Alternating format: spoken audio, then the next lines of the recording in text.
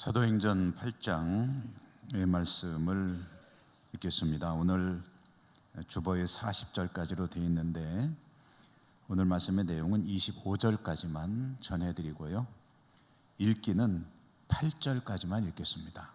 나머지 건너뛰는 부분은 여러분들이 댁에서 보충해서 읽으시기를 바라고요.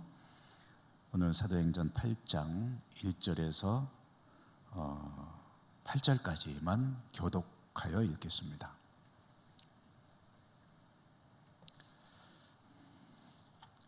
사울은 그가 죽임 당함을 마땅히 여기더라. 그 날에 예루살렘에 있는 교회에 큰 박해가 있어 사도 외에는 다 유대와 사마리아 모든 땅으로 흩어지니라.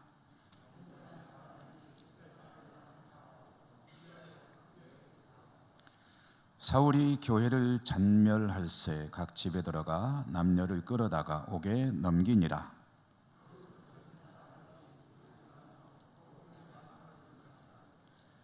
빌립이 사마리아 성에 내려가 그리스도를 백성에게 전파하니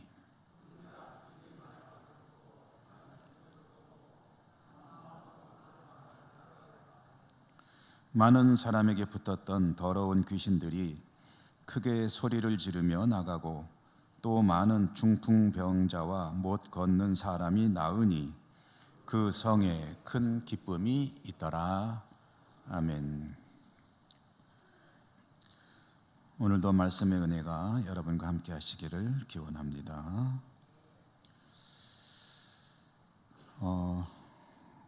신약 성경 읽기 108번째이고요, 사도행전으로는 12번째로 말씀을 읽었습니다.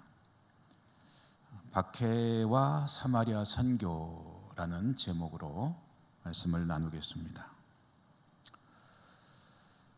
믿음은 들음에서 나며 들음은 하나님의 말씀으로 말미암았다.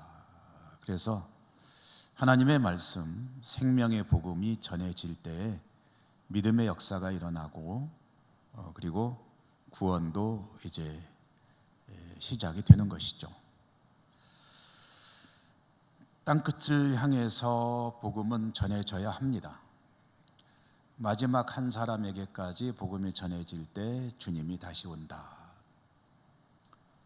그러므로 이 복음은 땅끝을 향해 끊임없이 나가야 하는데 주님으로부터 시작된 그 복음이 확산돼 나가는 이야기가 사도행전의 큰 줄거리, 골격이다라는 말씀을 계속 드리고 있습니다. 스데반의 순교 사건은 이렇게 복음이 예루살렘에만 머물러 있다가 땅끝을 향해서 확산돼 나가는 그 일의 중요한 전환점이 되는 사건이었습니다. 스데반이 순교하고 유대인들은 교회에 대한 박해의 강도를 높여나갔습니다. 스데반을 죽게 한 여세를 몰아서 예루살렘에 있는 교회를 비롯해서 이 땅에서 교회를 완전히 뿌리 뽑겠다 하는 그런 기세로 이제 박해가 거세어졌습니다. 예루살렘 교회는 뿔뿔이 흩어지게 됩니다. 그렇다고 모두가 다 흩어진 건 아니고 유대인들의 박해는요 주로 헬라파 유대인들에게 집중이 됐습니다. 히브리파 유대인들에게는 그렇게 강력한 공격이 들어가지 않고 헬라파 유대인들, 외부에 살다가 들어와 사는 사람들이 주 공격 대상이었습니다.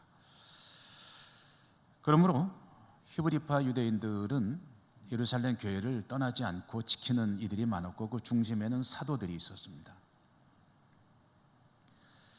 오늘 본문 1절 뒷부분에 사도 외에는 다 유대와 사마리아 모든 땅으로 흩어지니라 라고 했는데 여기서 다라는 말은 모든 사람이라는 뜻이 아니고 많다는 뜻입니다. 우리가 그렇게 쓰지 않습니까? 여기 있는 사람들 다 그래 할 때 다라는 것은 한 사람도 빼놓지 않고 그렇다는 게 아니라 대부분 그런 사람들이 많아. 그런 뜻으로 쓰잖아요. 어쨌든 많은 헬라파 성도들이 사방으로 흩어져 떠나게 되었다. 흩어진다라는 말은 교회는 모인다는 관점에서 보면은 썩 좋은 말은 아니죠. 왠지 슬퍼 보이고 어쩔 수 없이 그렇게 되는 것 같은. 근데 흩어진다는 말은 그런데 사실은 이게 긍정적인 의미로 쓰이는 말입니다. 흩어진다. 뭔가 목적이 있어서 흩어진다. 그러니까 할 수 없이 흩어지는 게 아니라 뭔가를 하기 위해서 흩어진다. 그것이 이제 이 성경에 쓰인 흩어진다는 말의 그 뉘앙스입니다. 이 흩어진다는 말이 헬라 말로 보면은 디아스페이로라는 말을 흩어진다라고 번역한 건데요. 이 디아스페이로라는 말에서 우리가 잘 아는 디아스포라라는 말이 나왔습니다. 이 디아스포라라는 이 유대인들을 가리키는 말이죠. 흩어져 사는 유대인들. 이 사람들은 하나님의 뭔가 목적과 계획에 의해서 흩어진 사람들이다. 뭐 이런 의미를 담고 있다고 이해하면 좋을 것 같습니다. 그러면 그 목적이 뭐냐? 하나님의 목적이 뭐냐 하면은 이렇게 흩어지는 이 사건을 계기로 예루살렘 교회도 이제 선교적 교회로 교회의 정체성이 탈바꿈하게 된다. 그러니까 유대인 중심으로 예루살렘에서만 복닥거리던 그 예루살렘 교회가 스데반 순교 사건을 계기로 사방으로 흩어지는데 그것은 슬픈 사건이라기보다는 하나님의 계획을 이루어가는 그런 목적이 있는 산계, 사방으로 흩어지는 일이었다. 그렇게 해서 복음이 이제 확산돼 나가는 거죠. 성경에 보면 스데반이 죽은 후에 경건한 사람들이 스데반을 장사하며 크게 울었다는 그런 내용도 있는데요. 여기에도 또 나름대로의 어떤 의미가 있습니다.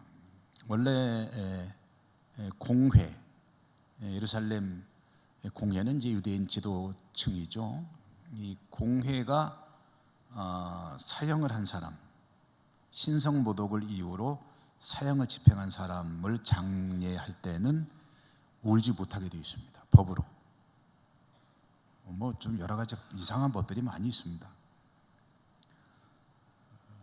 죽은 이를 위해서 울지 못하게 되어 있는데 성경에 보면 경건한 사람들이 스데반을 장사하며 크게 울었다 라고 하는 이 말은 그냥 스쳐 지나가면은 뭐 별거 아닌가 보다, 슬퍼서 울었나 보다 그러겠지만 슬퍼서도 울죠.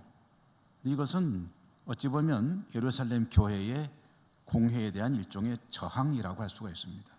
못하게 해? 우리도 죽일래? 마음대로 해 하면서 슬피 자신들의 감정을 드러내는 그런 모습이다. 이렇게 이해할 수가 있다는 거죠. 일종의 비폭력 저항이다 라고 보면 되겠습니다. 그만큼 이제 예루살렘 교회는 공회를 두려워하지 않는 그런 담대함을 가진 성령 공동체가 됐다라는 것을 알 수가 있는 대목입니다.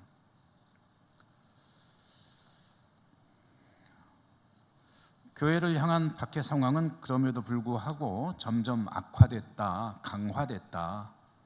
그래서 3절에 보면은 사울이 교회를 잔멸하려고 성도들의 집에까지 들어가서 성도들을 잡아다가 투옥했다고 되어 있습니다. 이제 잔멸할세. 여기서 잔멸한다는 말, 잔멸한다라고 이거 우리가 잘 안 쓰는 말이죠. 잔멸. 성경에 진멸은 많이 나오는데 잔멸은 또 뭐냐 하면은 이제 다른 번역 성경으로 읽어보면은 그 뜻이 좀 쉬워집니다. 새번역 성경이라고 좀 쉬운 말로 번역된 성경을 읽어보니까 사울은 교회를 없애려고 날뛰고 있었다. 이렇게 번역이 되어 있고요. 최근에 또 새로 젊은이들 좀 뭐랄까 옛날 어투가 좀 어려운 이들이 있지 않습니까? 그래서 새로 새 한글 성경이라는 성경이 번역되어 나온 게 있습니다. 최근에 나왔습니다. 한 달이나 됐을래나? 그 새 한글 번역 성경에 보면은 사울이 교회를 계속 망가뜨리고 있었다, 이렇게 번역을 했습니다. 그러니까 여기 두 가지 의미가 있는데, 교회를 망가뜨리고 있었다, 없애버리려고 했다라는 의미, 사울이 그 다음에 날뛰었다, 그렇게 하고 있었다 하는 계속 그 행동을 이어가고 있었다, 이 두 가지 의미가 들어있습니다. 여기서 굉장히 중요한 게 이제 사울을 뭔가 좀 이게 브레이크가 고장난 어떤 질주하는 스포츠카처럼 그냥 뭐 거침없이 달려가는 겁니다. 목적은 교회를 없애는 그날까지. 그게 이제 사울의 그 당시 모습이었습니다. 이대로 간다면 정말 사울이라는 인물이 앞장서 가지고 교회는 참 회복불능의 상태까지 갈 수도 있지 않겠는가, 염려가 될 정도로 사울은 날뛰고 있었다는 그런 이야기입니다. 그런데 이제 교회는 하나님의 것이죠. 하나님의 것이기 때문에 누군가가 아무리 날뛰어서 교회를 해한다 하더라도 하나님께서 언젠가는 이제 스톱시키실 때가 있죠. 하나님께서 교회를 위기 가운데 그대로 두실 리가 없고, 하나님의 계획은 생각하지 못한 곳에서 진행되고 있었다. 사람들은 모릅니다. 그러나 하나님은 다른 계획을 진행하고 계셨다. 여기서 잠깐 지난 수요일에도 지지난 수요일인가요? 잠깐 언급한 바가 있습니다만은, 보통 우리들이 생각할 수 있는 하나님께서 교회를 지키시는 방법을 한 번 더 생각을 해보면요, 하나님께서 교회를 보호하시려면은, 그러면은 스데반이 순교할 때 그때 그 사건을 막아버리는 게 좋지 않았을까? 여러분 어떠세요? 그런 생각 안 드십니까?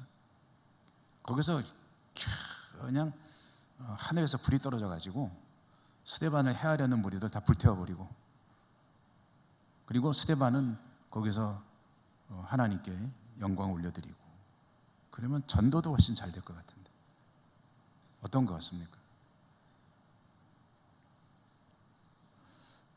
만약에 하나님께서 원하신다면 스데반도 구하고 그 놀라운 일들을 얼마든지 하실 수가 있으셨을 겁니다. 주님 잡히시던 밤에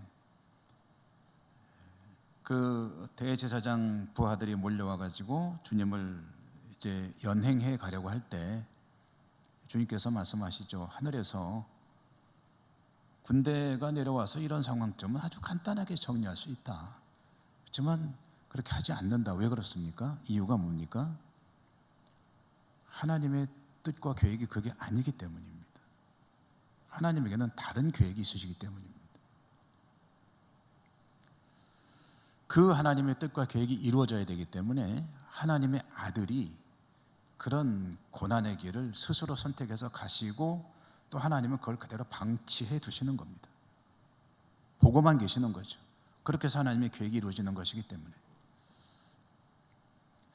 그러므로 스데반 순교 사건에 있어서 스데반을 향한 하나님의 뜻, 우리는 스데반이라고 하는 인물이 참 아쉽죠. 큰일 할 사람인데 하나님이 이런 사람은 살려가지고 놀라운 일을 하게끔 하는 게 좋지 않느냐라는 생각을 하게 되는데, 그런데 하나님은 그렇게 안 하시고 스데반의 영혼을 받으셨다. 스데반의 죽음을 그대로 용인하셨다. 용인이란 말이 성경에서 굉장히 여러분 중요한 말 중에 하나입니다. 하나님께서 받아들이신다는 뜻입니다. 즐거워서 그렇게 하신다기보다는 그 상황을 하나님의 뜻을 이루기 위해서 하나님도 참으시고 기다리시면서 그렇게 되게 하신다. 인간이 꾸미는 일들을 하나님이 그대로 진행되도록 놓아두신다. 이게 이제 용인인데 그런 경우가 너무 많습니다. 하나님이 인간의 고난의 상황들을 즐기시는 분이 아니라 인간의 어떤 죄나 욕망이나 이런 것 때문에 그런 상황이 벌어질 때에 그걸 그대로 참고 지켜보고 계신다. 하나님의 뜻은, 아마 스데반을 향한 하나님의 뜻은 스데반에게 순교의 기회를 기꺼이 주시는 것, 상황이 그렇게 되는데 주심으로 스데반의 영혼을 받아들이시는 것. 이것은 우리가 이 땅의 삶만을 바라보면 아쉽지만요, 사실 우리의 삶은 영혼으로 이어지는 세계이기 때문에 지금 사실 여기서나 거기서나 영혼의 관점에서 보면은 뭐 똑같습니다. 하나님은 스데반을 이 땅에서는 순교의 제물로서 그의 삶을 마감하게 하시고 부르셨죠. 그때 스데반이 보지 않았습니까? 하늘문이 열리고 주님이 서서 계시는 것을 보았다 그랬죠. 그리고 그 뒤의 일은 스데반이 없다 하더라도 또 다른 이들로 하여금 하나님의 계획을 이뤄나가게끔 하신다. 그러므로 이것이 하나님께서 받아들이시는 그런 하나의 계획이다 라는 것을 알 수가 있습니다. 우리는 그렇지만 그러나 하나님은 그러시다. 사실 영혼이라는 관점으로 놓고 보면요, 우리 인생이 얼마나 기냐 하는 것 참 좋죠. 오래 살면 좋죠. 그런데 오래 사는 것보다 요즘은 그런 얘기들 많이 하지 않습니까? 어떻게 사느냐가 더 중요하다. 건강하게 오래 살아야지 뭐, 그런 얘기들 많이 하시는데, 믿음으로 살아가는 이들은 어떻게 사느냐를, 그 내용을 어떻게 이해되냐면 하나님 앞에서 어떻게 사느냐, 얼마나 길게 사느냐도 좋은 일이지만 무가치하다는 게 절대 아닙니다. 오래 잘 살면 좋죠. 그러나 그 살아가는 삶의 내용이 뭐냐, 하나님 앞에서 무병장수하고 정말 부러워하는 그런 삶을 사는 것은 우리 인간적인 그런 바람이지만, 그러나 어차피 언제가 만나게 될 주님 앞에서 내 삶의 내용물을 하나님 보실 때 어떤 것으로 채워가느냐, 이게 사실은 더 중요한 거 아니겠습니까? 그렇다면 어쩌면 스데반에게는 가장 복된 죽음을 할 기회를 하나님이 그대로 갖게 하신 것이다 라고 볼 수도 있겠죠. 왜냐, 요한계시록에 보면 순교에 피를 흘린 사람들보다 더 복된 사람이 없습니다. 가장 복된 인생을 산 사람은 이 땅에서 믿음을 지키기 위해서 자기 생명까지 내놓았던 사람, 이런 사람들이 가장 복된 사람들이고 가장 먼저 주님 곁에 서서 흰옷 입고 있는 사람들이거든요. 그러므로 주님 앞에 어떻게 사느냐는 참 중요하다고 할 때, 제가 이 부분을 묵상하다가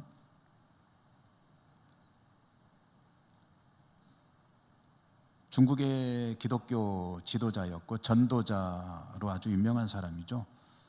영에 속한 사람이라는 책을 저술해가지고 우리나라의 기독교인들도 상당히 많이 이제 본 워치만 니라고 하는 사람이 있는데, 그 워치만 니의 이야기 중에 이런 이야기가 있습니다.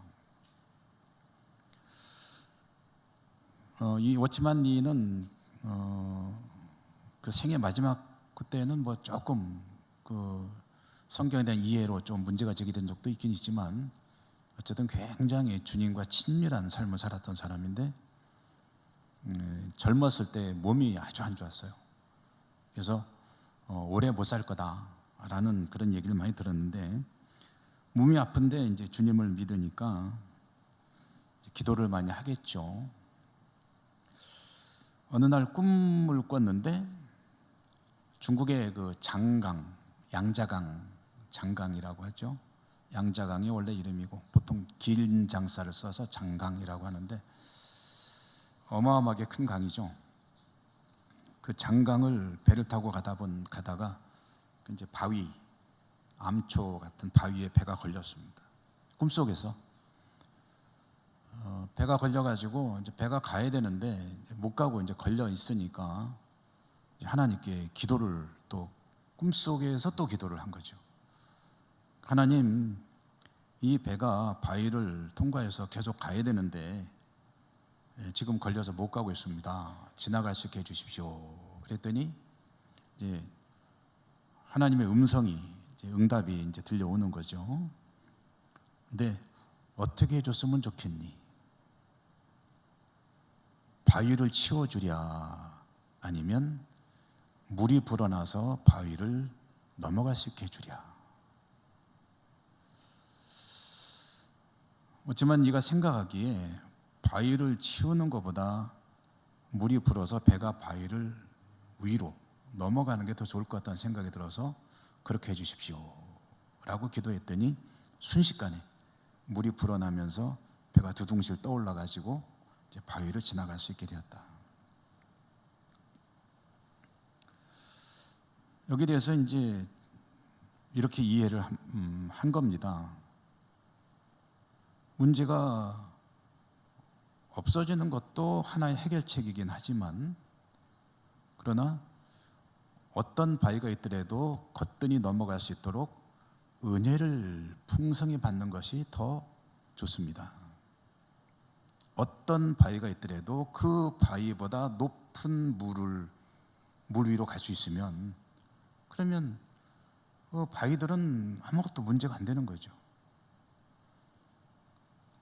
고난과 시련의 순간 목숨이 위험하거나 그럴 때 시련을 피하는 것이 이 하나의 방법이 될 수도 있겠지만, 더 좋은 것은 그런 것들을 거뜬히 감당할 수 있는 은혜를 받는 것이다. 하나님께 은혜를 구했다. 그래서 어떤 시련이 오고, 지금 제가 몸이 많이 아파가지고요, 굉장히 고달픈데요, 이것 때문에 좌절하지 않고 실망하지 않고 이런 어려움도 거뜬히 감당할 수 있는 은혜를 주십시오. 이것이 워치만 네가 원하는 것이었다. 이제 그런 이야기였습니다. 여러분은 어떻게 생각하세요? 내가 가는 앞길에는 문제가 하나도 없이 고속도로가 쫙 뚫려가지고 그냥 시원하게 달릴 수 있으면 좋을 것 같습니까? 아니면은 그런 거 있더라도 뭐 얼마든지 타고 넘어갈 수 있는 파도 타기, 그냥 물이 높아지든가 해서 은혜 위에 서서 그런 것들을 통과해 나가는 것, 어떤 것이 더 좋은가? 뭐 사람마다 생각이 다르겠죠. 예루살렘 교회가 흩어지면서 복음이 땅끝을 향해 나가는 발판이 마련이 됐습니다. 왜냐하면 성도들이 흩어지면서 몸만 간 게 아니라 복음을 들고 갔기 때문입니다. 복음이 함께 간 것이죠. 그렇게 흩어진 성도들에 의해서 복음이 전해지는 첫 번째 예루살렘 밖의 이야기가 사마리아 이야기입니다. 사마리아에서 드디어 이제 복음이 전해지기 시작합니다. 1장 8절에 보면 예루살렘과 온 유대와 사마리아와 땅 끝까지라고 되어 있는데, 이 사도행전의 내용을 보면 온 유대와 사마리아가 좀 섞여서 나옵니다. 왜 이렇게 했냐고 따질 필요 없습니다. 유대 땅에도 가고 사마리아 땅에도 가고 사마리아를 지나서 또 더 이방 땅으로도 가고, 그렇게 이제 복음은 확산된다는 거죠. 이 사마리아에서 사역을 한 첫 번째 인물이 소개되는데 7 집사 중에 한 사람인 빌립입니다. 빌립이 사마리아에 가서 복음을 전하는데 성공적으로 했습니다. 이것을 보면 이 유대인 지도층 공회를 중심으로 시도했던 게 뭡니까, 여러분? 이런 것들을 좀 잘 주의 깊게 봐야 됩니다. 이 공회를 중심으로 하는 유대인들이 교회를 핍박한 목적은 교회를 박멸하는 것이었죠. 잔멸할세, 망가뜨리고 재기불능의 상태로 만들어버리는 것. 그런데 그 공회가 한 그 잔혹한 행위의 결과는 어떻게 나왔냐면은 정반대로 나타났습니다. 교회는 더 활발하게, 복음은 더 아주 놀랍게 사방으로 확산되어 나갔습니다. 복음이 수그러든 것이 아니라 활활 타올랐습니다.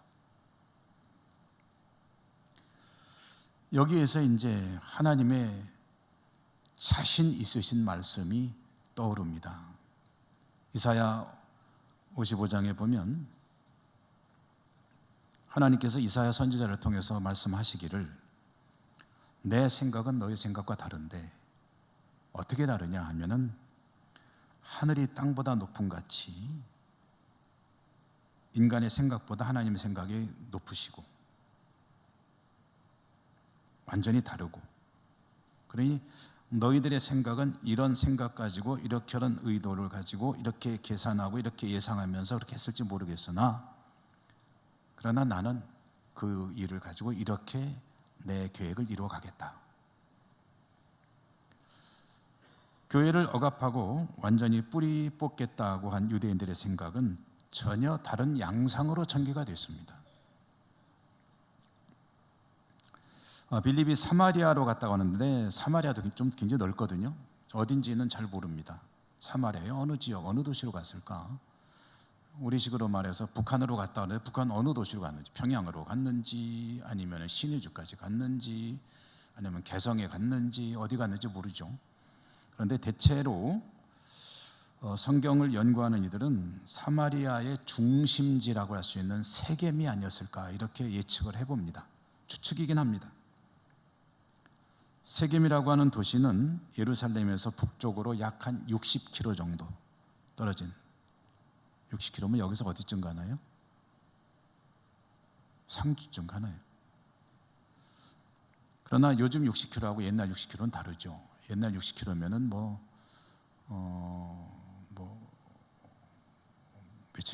며칠을 그냥 걸어가야 하는 그런 거리죠. 세겜은 사마리아의 중심지 중에 하나이고 교통의 요충지입니다. 그런데 그런 것보다 정말 중요한 의미가 하나 있는데요. 빌립이 사마리아로 간 것의 의미입니다. 사마리아 여러분 얘기 많이 들어보시잖아요. 성경 보다가 선한 사마리아인 이야기. 거기서 핵심이 뭡니까? 사마리아는 유대인과 원수지간이다. 서로 상종을 안 합니다. 주님께서 사마리아를 지나가실 때 한 여인이 물 좀 달라고 하니까 유대인이 왜 사마리아 사람이 나한테 물을 달라고 하지? 이렇게 이제 반응을 보이잖아요.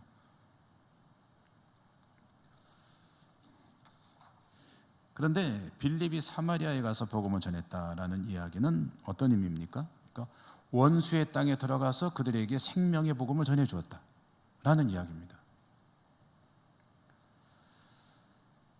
생명의 복음을 전하면서 필요할 때는 기적을 행했습니다. 그래서 귀신이 떠나가고 병자들이 낫고, 그러니까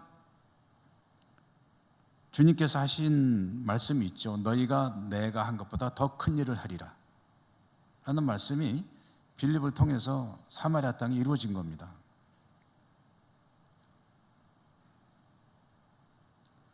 그리고 사마리아에서도 주님이 갈릴리를 중심으로 하셨던 그 모든 일들이 그대로 이루어졌다는 것이 가지는 의미가 있습니다.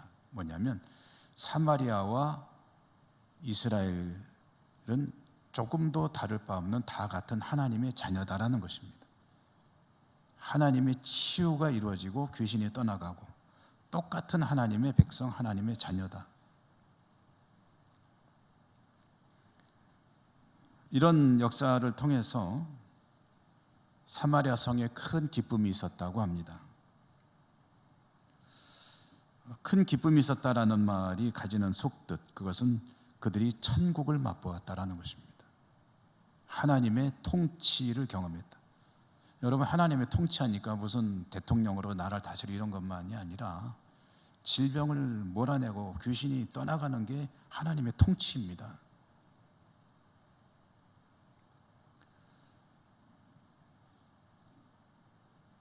지금은 우리가 여러 가지 시련들 속에 살아가고 질병도 있고 그런데요, 천국이 가지는 가장 두드러진 특징 중에 하나는 그곳에는 질병이 없다는 것입니다. 그 질병이 떠나간다는 얘기는 뭐냐면 하나님의 통치가 그것이 이루어지고 있다는 그런 간접적인 하나의 사인입니다. 주님이 오셔서 병자들을 고치고, 그리고 악한 영이 떠나가고, 걷지 못하던 자가 걷기도 하고 보지 못하던 자가 보고, 이런 것들은 이제 하나님이 그것을 다스리신다. 그러므로 우리의 삶을 괴롭히는 모든 것들이 떠나가기 시작했다. 이 말은 하나님의 다스림이 이루어지기 시작했다라는 그런 의미입니다. 그래서 주님이 오신 것 자체가 하나님의 나라가 이 땅에 이루어지기 시작한 것이다. 이렇게 우리가 이해를 하게 되는 것이죠.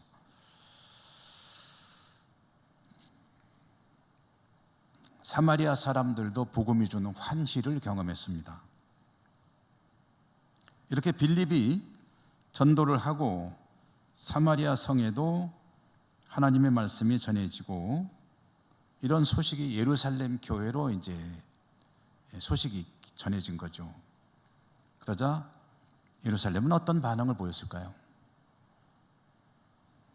예루살렘 교회 사도들은 베드로와 요한을 사마리아로 보냈습니다. 이것은 확인차 보낸 겁니다. 도대체 무슨 일이 벌어지고 있는 거예요? 뭔 소리야? 가보고 와. 해가지고 베드로와 요한이 사마리아로 갔는데요, 내려가서 확인해 보니까 진짜 자신들도 행했거니와 스승인 주님께서 행하시던 그 일들이 사마리아에서도 그대로 이루어지고 있는 겁니다.